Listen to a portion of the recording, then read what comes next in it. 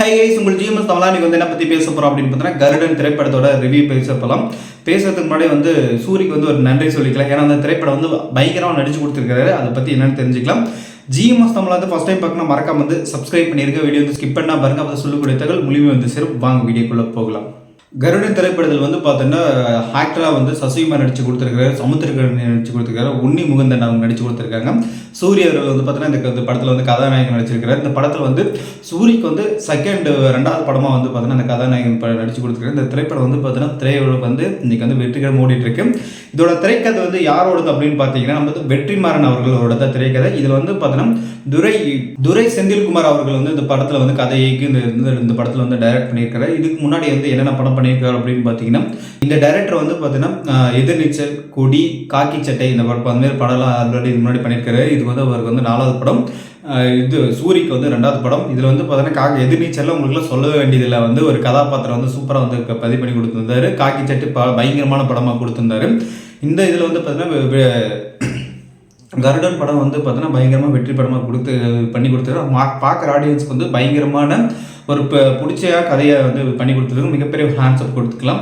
ஏன்னா வந்து இந்த கதையில் வந்து பொறுத்த வரைக்கும் வந்து ஃபர்ஸ்ட் ஆஃப் என்ன ஒரு கான்செப்டில் வந்து உள்ளே போகுது அப்படின்னு கதைக்குள்ளே போனோன்னா, இப்போ சமுத்திரக்கணி அவர்கள் இருக்காங்களா, இதில் வந்து ஒரு போலீஸாக இருக்காரு. போலீஸ்க்கு வந்து ரிசைன் பண்ணுறாரு. ரிசைன் பண்ணும்போது உயரதிகாரி கேட்கும்போது என்ன சொல்கிறாரு அப்படின்னு பார்த்தீங்கன்னா, உயரதிகாரி வந்து என்ன காரணத்துக்காக வந்து நீ ரிசைன் பண்ணுற, அதை வந்து எனக்கு தெளிவாக சொல்லு, அதை நான் படித்து பார்த்துட்டு அதுக்கப்புறம் தான் சொல்லுவேன். நீங்கள் பாட்டில் வந்து வேலையை ரிசைன் பண்ணிட்டு போகிறோன்னு சொல்கிற ஒரு யூடியூப் சேனல் ஆரம்பிச்சுட்டு நீங்கள் பாட்டு இருக்கிற கருத்துக்களை சொல்லிட்டு போவீங்க. இதெல்லாம் வந்து யார் பார்க்குறது, யார் அந்த நடவடிக்கை எடுக்கிறது, இதில் ஏகப்பட்ட பிரச்சனைகள் எல்லாம் நிறைய இருக்குது. அதனால் வந்து இது எழுதி கொடுத்துருப்போம், நான் படித்து பார்த்துட்டு அதுக்கப்புறம் மேலே இடத்துக்கு ஃபார்வர்ட் பண்ணுறோம் அப்படின்றத கதை வந்து ஸ்டார்ட் ஆகுது. ஃபர்ஸ்ட் ஹாஃப் பொறுத்தவரைக்கும் கதை வந்து ஈக்குவலாக 3 பேருக்கு கொடுக்கணும் அப்படின்னு சொல்லிட்டு வந்து கதை கொண்டு போகிறதுனால வந்து என்ன ஆகுதுன்னா ஃபர்ஸ்ட் ஹாஃப் கொஞ்சம் லேக் ஆகுதோ அப்படின்ற மாதிரி படம் போச்சு. என்னடா இந்த மாதிரி இப்போ வெற்றி படமாக வந்தோம் அப்படின்னு பார்த்தா, ஆனால் வந்து செகண்ட் ஹாஃபில் வந்து நல்லா சூப்பராக இருந்துச்சு.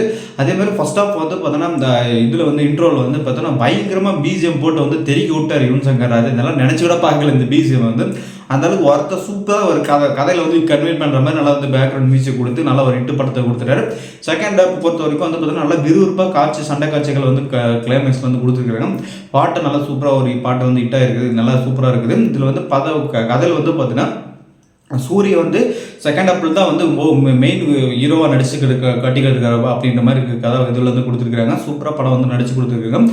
இதில் வந்து பார்த்தீங்கன்னா சண்டை காட்சியில் வந்து ஒரு லாஸ்ட் ஆஃப் ஃபைனல் சீனில் வந்து பார்த்தீங்கன்னா ஒரு சில லேகெல்லாம் நிறைய பிரச்சனைகள்லாம் நிறைய இருந்துச்சு. என்னென்னா அது வந்து அந்த ஃபைட் சீன்லாம் வந்து இந்த மாதிரிலாம் அடிக்கலாமா, ஒரு அடித்தாலே அது வந்து வில்லன் கேரக்டர் வந்து மறுபடியும் வந்துட்டே இருந்துச்சு. அந்த கேரக்டர்லாம் வந்து சீக்கிரமாக இறங்குற மாதிரி இருந்துச்சுன்னா படம் பார்க்க நல்லா இருந்திருக்கும். ஆனால் பட் வந்து அந்த இடத்துல கொஞ்சம் சின்ன சின்ன பிரச்சனைகள் இருக்குது. ஆனால் பட் வந்து அதெல்லாம் இல்லாமல் படம் பார்க்குறதுக்கு ஒரு பயங்கரமாக சூப்பராக படம் பண்ணி கொடுத்துருக்காரு. இந்த வந்து கருடன் திரைப்படம் பொறுத்த வரைக்கும் மியூசிக் தாரங்களும் பயங்கரமாக பேக்ரவுண்ட் மியூசிக் போட்டு கொடுத்துருக்காரு. கதையில் வந்து நல்ல கதையாக கொடுத்தனால சூரிக்கு வந்து இந்த படத்தில் வந்து நல்லா பயங்கரமாக நீட்டு.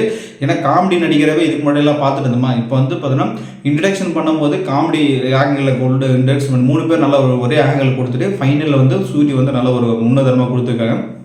வருங்காலத்தில் சூரிக்கு வந்து இதே மாதிரி கேரக்டர் கொடுத்தாலும் எடுத்தாலும் சூப்பராக நல்லாயிருக்கும். ஏன்னா வந்து வில்லேஜ் கான்செப்டில் வந்து இந்த படம் எடுத்துருக்கனால வந்து என்ன ஆகுதுன்னா சூரிக்கு இதுக்கும் வந்து பார்த்தீங்கன்னா நல்லா கன்வே ஆகுது. அதனால் இந்த படம் வந்து வெற்றி பெறத்துக்கு செம்ம வாய்ப்பு, செம்ம படம் வெற்றி பெறதுக்கு. ஏன்னா ஃபேமிலி ஐடியல்ஸ் எல்லாத்தையும் கவர் கொண்டு வகை தான் இருக்குது. இதில் வந்து யூஎஸ் சர்டிஃபிகேட் வாங்கியிருக்காங்க. அது யூஎஸ் சர்டிஃபிகேட் என்ன வந்து அடல்ட் எல்லாம் இதுமாதிரி இது இல்லாமல் இது வந்து ரத்த காட்சிகள் வந்து நல்லா நிறைய இருக்கிறனால என்ன ஆகுதுன்னா அதுக்காக யூஎஸ் சர்டிஃபிகேட் கொடுத்துருக்காங்க.